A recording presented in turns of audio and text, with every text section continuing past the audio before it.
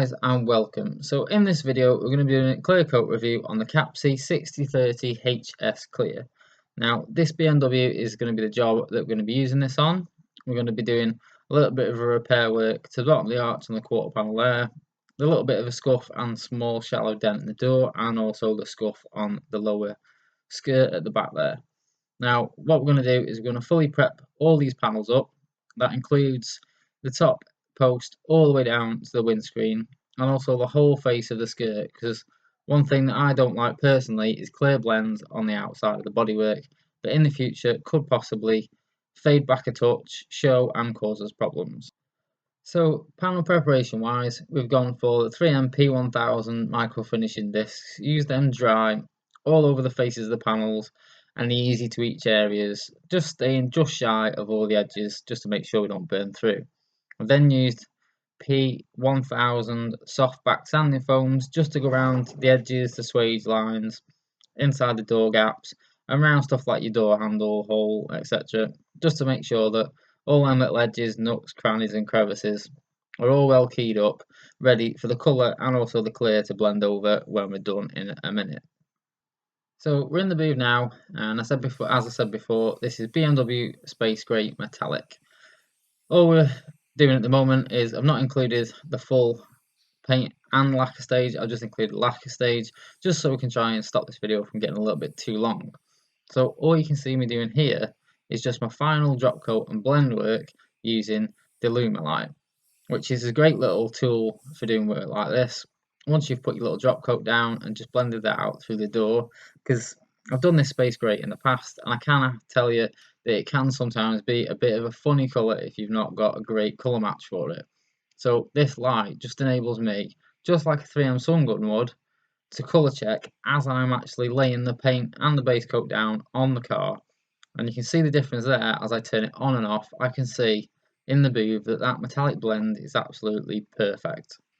So one thing that I have been working on a lot recently is trying to get the jobs a lot cleaner, so a lot less dust and a lot less nibs in the actual clear when the job's finished. And if you look at this job at the end of it, then you'll see that this job is pretty much as perfect off the gun as I could have got it. I ended up taking out 5 or 6 dirt nibs through the door, the quarter and this post across the top. All I did for that was use the stars on a little nibbing tool, got rid of those, and this was good to go straight out the door, polishing up a few bits, no bigger than a small coin, which saved me a lot of time and a lot of effort when this job was actually finished. One of the main things I found beneficial for keeping jobs that clean is basically to give them a tack rag in between your coats of base coat, just to make sure that anything that may have been, sort of hanging around in the air or anything that maybe dry overspray or anything hasn't landed on it. And also I've put a piece of paper down on the floor just to stop the spray gun pressure actually moving any dust around. You'll also notice that during tack ragging that off before putting the clear coat down, that I haven't used a high pressure air gun. All I've used is the air pressure from the spray gun set at what I'm going to be spraying when I start using it. That way I can ensure that I'm not going to kick up any more dust than I need to, and any more dust than I'm going to when I actually start spraying. So gun setting wise for this first coat, I've got this at 2 bar. I've got the fan turned 2.5 turns in, and I'm also using this at around about 3 turns out on the fluid. Now this first coat, we're going to put a really fine wet closed coat on first. Now the whole purpose of this basically is to just give that second wet coat something to grip to once this has had time to flash off and this first coat has gone tacky. That will enable you to put a really nice wet second coat down and eliminate the chance of sags and runs and basically, all this nice lacquer that you're putting down running straight off the side of the car. Now this is probably the second time I've used this Evo, and I have to say I was really impressed with it and the finish that it put out on this car. It gave me a perfect finish to the OEM factory finish on this car. As I said earlier on, all I did was remove a couple of little dust nibs, which for the most part at the moment, and getting dust in jobs has just been getting used to the booth and the airflow and how's best to set it up and how's best to set the car up inside the booth while I'm actually spraying, because obviously this is different to what I've been spraying in before. Now, I would say that one note I do have about the Evo is it seems to use a lot more material. Now, I think that's just because it atomizes a lot finer, so you do end up with a lot more overspray from this gun.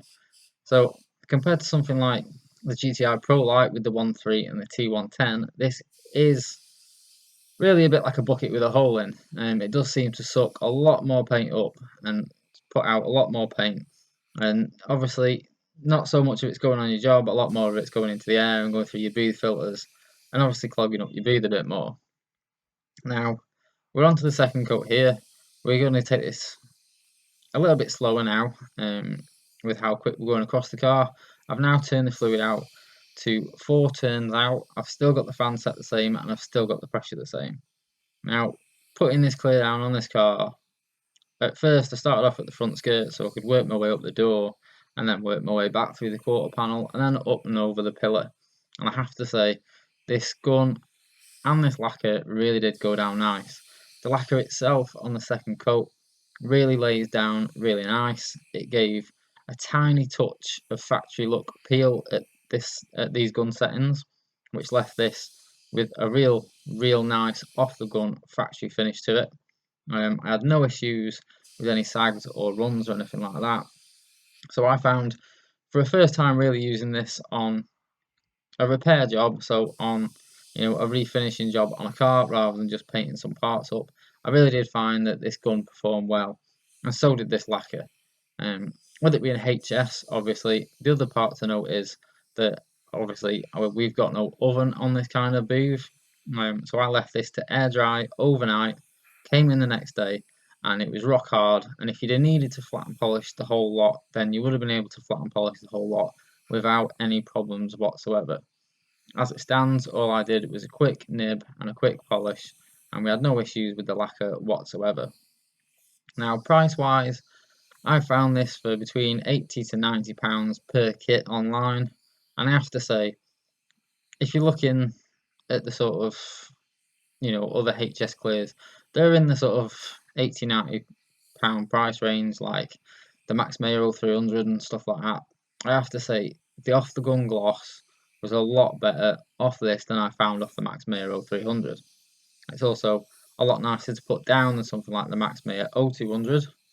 I wouldn't say that it was as nice through the gun as what the liquid glass would have been, but overall, for a £90 a kit lacquer, it did put down nice.